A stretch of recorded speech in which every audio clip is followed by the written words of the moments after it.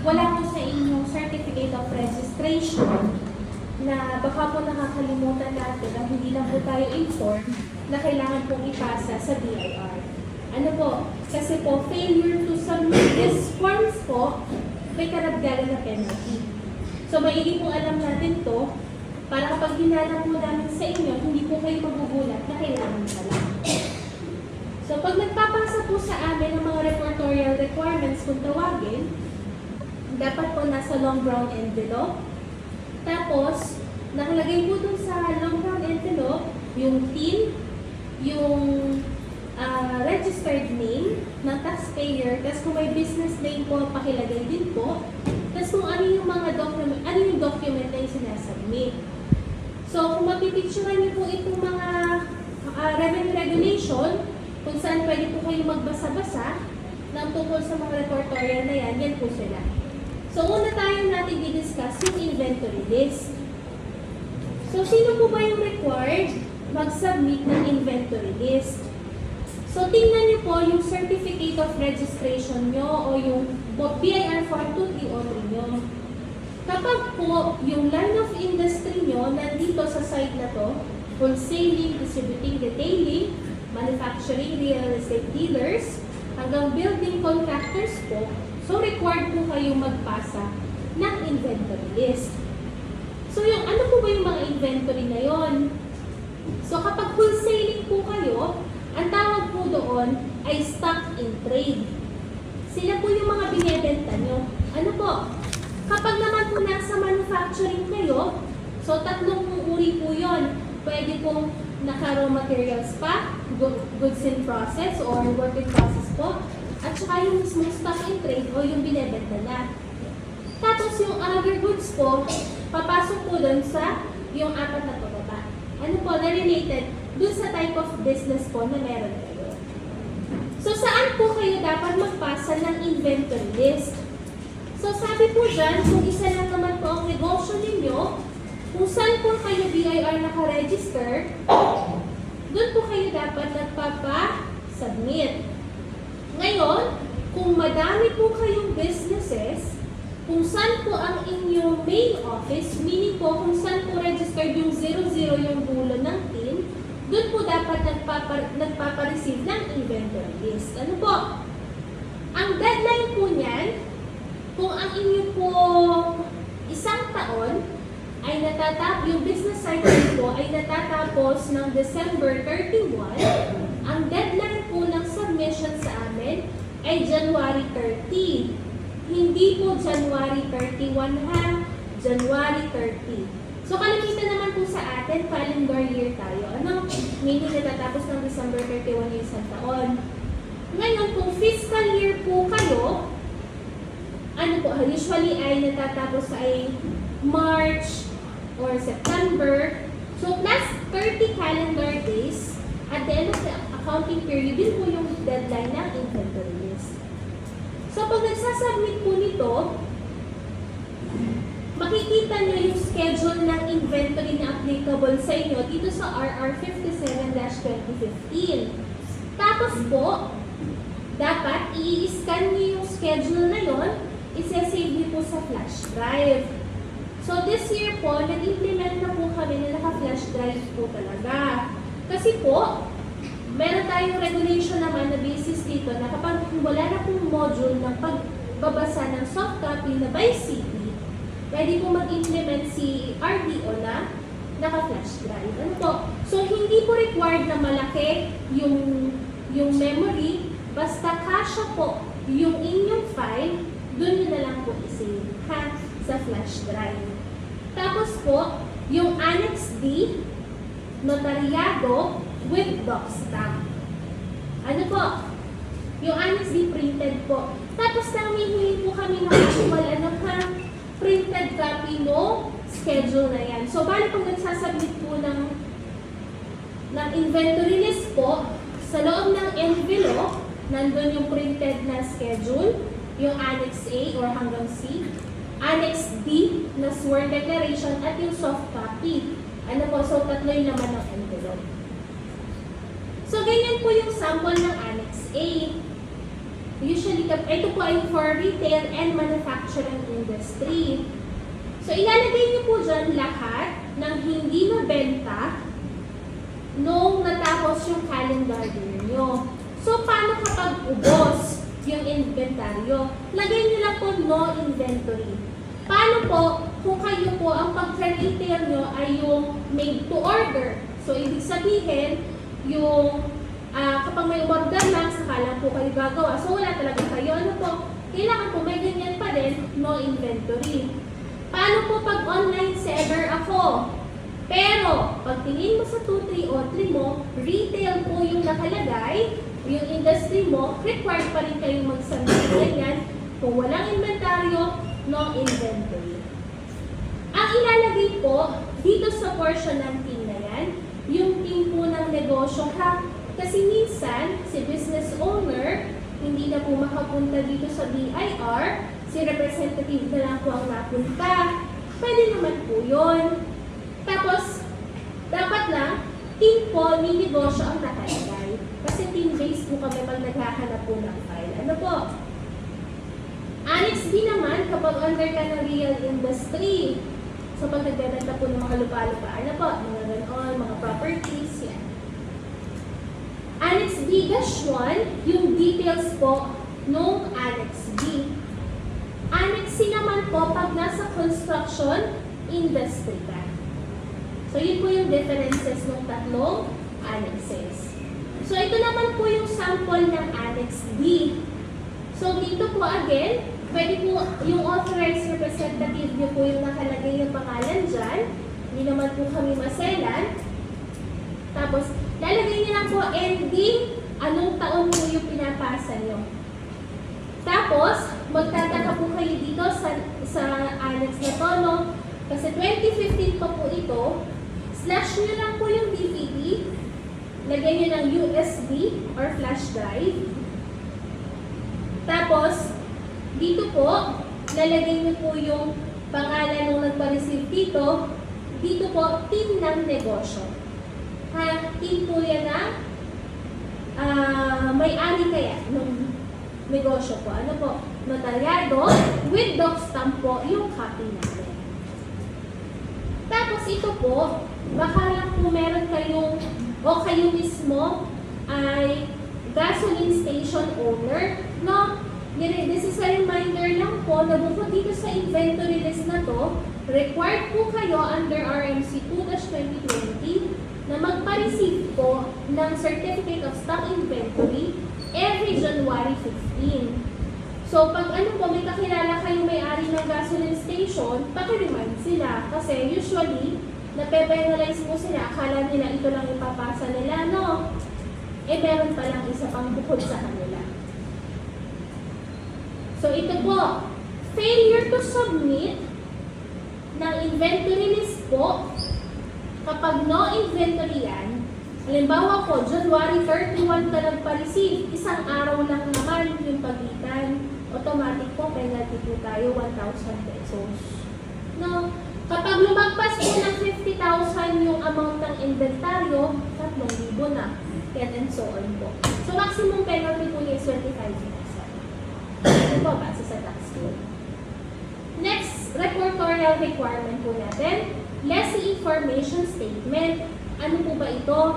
So, lahat po ng owners or sublessors ng commercial establishments, buildings and spaces na nagpapaupa po sa commercial space, required po magpasa nito. So, ito po yung mga nagpapaupa sa mga negosyante. So, kung ang pinapaupahan niyo po sa space ninyo ay yung parang upang apartment, tao po as residential dwellings po, hindi kayo required nito. Ano po? Ang required lang again, yung nagpapa-renta po sa mga negosyante. 2 beses po nagsasubmit nito. Yung first semester, yung meaning from January to June 30, ang deadline niya, July 31 of the same year. Kapag second semester naman po, July 1 to December 31, January 31 of the following year. So dito po, ang mga required na i-submit, yung building or space layout, certified true copy ng contract of list per new tenant po, notaryadong lessee information statement with doc stamp, then flash drive po nung scan copy ng LIS o lessee information statement. So ito po so kung ngayon po kayo registered come July 31, ito po yung required na i-file nyo, initial filing. Kasi ngayon pa lang po kayo magpapasa unang beses. So lalagay po natin pangalan nyo, team nyo po, address nyo per COR. Dito po yung period covered. Ito po yung semester covered. Ngayon, location of building on commercial space. So halimbawa po, madami po kayong pinapaupahan na mga lugar. Tapos, magkakaibang lugar. Halimbawa po, meron po kayo sa Santa Cruz, sa Cebu, at saka dito sa Calamba. It so happens po na tatlong RDO po ang may cover noon. Unlike inventory list na consolidated, ito po lessee information statement, kung saan po lugar nakalagay po yung inyong pinapaupahan, kung sino po may covered noon, doon din po dapat magpa-receive. So, ibig sabihin, yung ditong building mo sa Calamba, dito mo papareceive. Pero yung nasa Cebu, sa Cebu dapat. Yung nasa Santa Rosa, sa Binyan mo dapat ipa-receive ito. Ano po? Tapos dapat po, kumpleto po ang detalyado dito. Dapat po may nakalagay na TIN, yung ATP, OOR o POS permit, nung nakuha sa inyo. Ano po? O kung hindi pa nare-release yung ATP at POS, palagay po ako ng mga attachment as proof na nagpa-process na. Ano po? Itong subsequent filing naman, halimbawa, di ba ngayon po registered? So, pagdating po ng coverage ng July to December, January 31, ito na ang ipapile nyo. Dito po, kapag wala kayong bagong tenant, leave it blank. Ano po, kung yun pa rin naman po yung naupa sa inyo. Pero halimbawa may bagong tenant kayo, kung ilan po yung nakalagay dito, yun din po yung dapat na number of copies ng kontrata na isasubmit nyo sa amin. Ano po? So ito po, mas mahigpit po ito. Kasi, failure to submit yung lessee information statement po or may nakitang mali o yung kumbaga po ay talagang with the intention na mali po yung inyong report, matik po 10,000 po penalty na. Ano po? Mas mabigat kaysa sa inventory list. Ano po? Isang semester, 10,000. So kung sa 2 taon, hindi ka nakapagano, 20,000 agad po yan. Tapos ito pa, nadagdagan ka po noong 2024, RR-15. So sabi po dyan, responsibilidad daw na nagpapaupa na iobliga na ang naupa sa kanya ay rehistrado po sa BIR. So tandaan niyo po yung sinabi ko dito na dapat po kompleto to kasi dito na nakalagay, naka-itemize yung naupa sa inyo, di ba? So pag sinerch po namin yan, hindi namin makita sa system yung registration niya. Isang taxpayer po na diniklaro yung naupa, ang penalty po 20,000. Ano ha? Kasi parang ang sabi po ng batas, ina-allow nyo daw po yung mga naupa sa inyo na hindi rehistrado. Imagine nyo, pepenaltihan kayo ng 20,000. Pero yung umupa sa inyo, pag nag-late registration, 1,000 lang ang penalty. Ano po? So next po, ito po yung matatapos ng BIR Form 2316. Ito naman po, ang deadline ng submission niya, so isang buong taon na to, next year, February 28, ang deadline ng submission ng 2316. Pag nagpapareceive po nito sa amin, nakasave po sa flash drive na lang po ha, hindi na po kami natanggap ng nasa CD. yung soft copies ng 2316. Sino po bang required mag-file ng 2316 sa amin? Yung mga, tingnan niyo po yung inyong COR. Kapag may nakita kayo doon na tax type na WC withholding compensation, required po kayo nito. Ano? Tapos, notarized Annex F with doc stamp. Notarized Annex C with doc stamp din yung copy namin. Submission validation report and 1604C confirmation receipt. So, ito po yung sample ng 2316. So, pag nag-check na po kami yan, ang ini-assure po dapat dito, ito may bracket na pula, dapat kumpleto po lahat. May pirma ng employer and employee, kailan nagpirmahan, tapos dapat po may government issued ID number si empleyado. So, pag wala po ito, pinapabalik po namin yan. Ha? Hindi po talaga namin tinatanggap yan. Not unless magbalik, kompleto na. Ito naman po yung sinasabi na Annex F, notaryado with doc stamp. Dapat po, nakalagay dyan yung, naka-alpha list po yung inyong mga empleyado. Ano po? Tapos, ang ilalagay nyo dyan dito sa amount of compensation, yung dito po yung tax nakalagay dito sa number 23 po. Ano? Item number 23 doon. Ito po yung Annex C na format. Notaryado. Para din po yung sworn mo kanina sa inventory. Kasi sinasabi lang po natin dyan kung ilang copy ng 2316 ang pinareceive nyo sa amin. So, dapat tali po. Yung nandito, at saka yung sa soft copy. Tapos, ito po yung related sa e-submission na sinasabihan natin kanina, na itong e-submission validation report. Ano?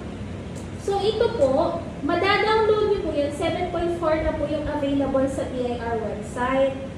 So, dapat po, nag-a-upload tayo dito ng file or dito sa 1604C. Tapos, may madadownload kayo dyan na that file. Ngayon, the same file, kailangan po i-validate natin ito sa module na to. So, as business owner po, mag-download kayo niya, lalo na yung mga may withholding po sa inyong certificate ng registration, dapat meron kayo nito, ha? Download kayo nito, so kapag nag-input kayo dyan, i-upload nyo po dito, so hihintayin nyo po yung result.